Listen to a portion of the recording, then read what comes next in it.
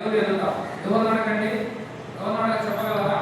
బిలాము అడగ దేవుని ఎదుట విపరీతమైన అభిషేకం ఉన్నది. ఎందుకు? ఇశ్రాయేలు ప్రజలను దీవించమంటే ఆయన ఏం చేశాడు? శపించడానికి బయలుదేరిన వాడుగా ఉంటున్నాడు.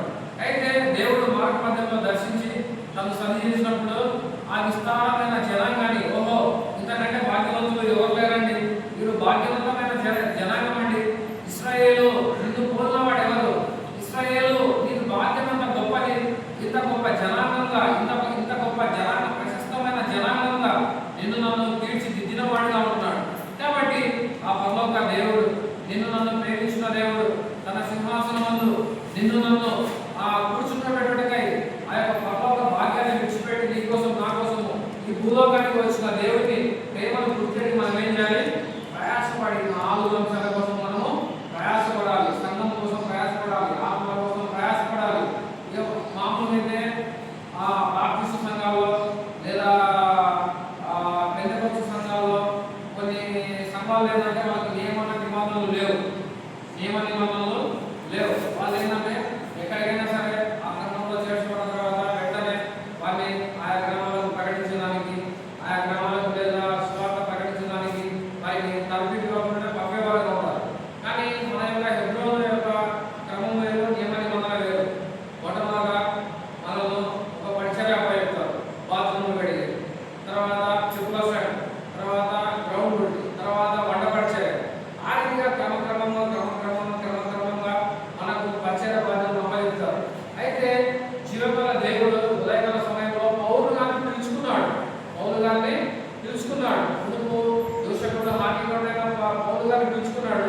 అదే రీతిగా దేవుడు మనల్ని కూడా పిలిచేవాడుగా ఉంటున్నాడు. ఎన్నికలేని వారు కావచ్చు, ఎన్నికలేని వాడు కావచ్చు, తునీకరించమన్న వాడు కావచ్చు, తునీకరించమన్న కావచ్చు. అయితే ఆయన పిలుపునకు ఆటంకం ఏమీ లేదు. ఆయన పిలుపు ఎప్పుడైతే పిలుచుకుంటాడో, ఎప్పుడైతే మనం లోపడతామో దేవుడు తన యొక్క పరిచర్యలో మనల్ని ఉన్నతంగా వాడుకునేవాడుగా ఉంటాడు. కాబట్టి పౌలు గారు ఆ రీతిగా పిలుపుకు లోబడ్డాడు. ఆయన పిలిచినప్పుడు లోబడ్డాడు, విధేయత చూపించినాడు. ఆయనకు సంపూర్ణంగా తను సమర్పించుకున్నాడు.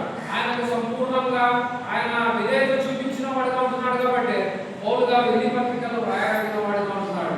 కాబట్టి ఇంకా సహోదరుడా, ఆయన ఎలాగైతే ప్రయాసపడ్డాడో, ఎలాగైతే క్రీస్తుని పోలి నడుచుకున్నాడో, మధ్యాహ్నకాల సమయంలో రక్త మాంసంలో పాలు పొందే మనము ఆ రీతిగా ఉండాలని పౌలు గారు పరిశుద్ధాత్మ దేవుడు తప్పపడేవాడుగా ఉంటున్నాడు, లేదా ఇష్టపడేవాడుగా ఉంటున్నాడు. కాబట్టి మధ్యాహ్నకాల సమయంలో అపోస్తుల బోధ, సహవాసము, రొట్టె విరుచుట, ప్రార్థించడంలో మనం ఎడతెగగా ఉన్నామా?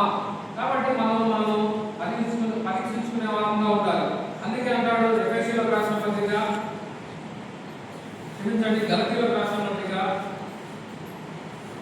గలతీయులకు రాసిన పత్రిక 6వ అధ్యాయం,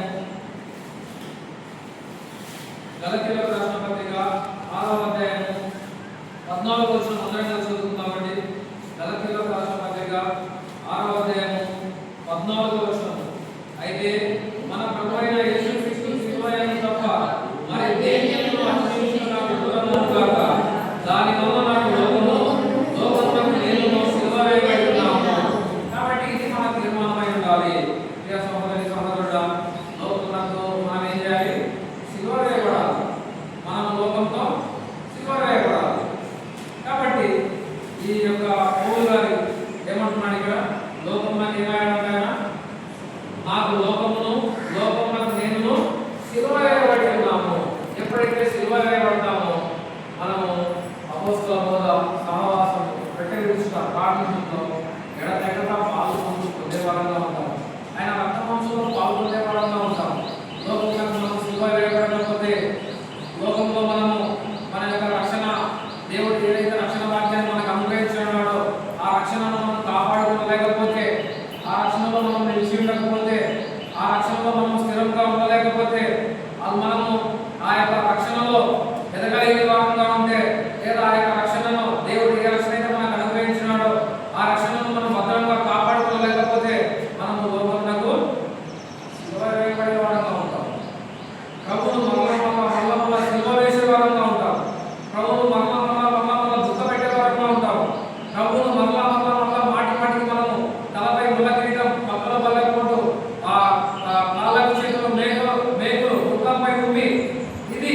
ప్రభువు ఆ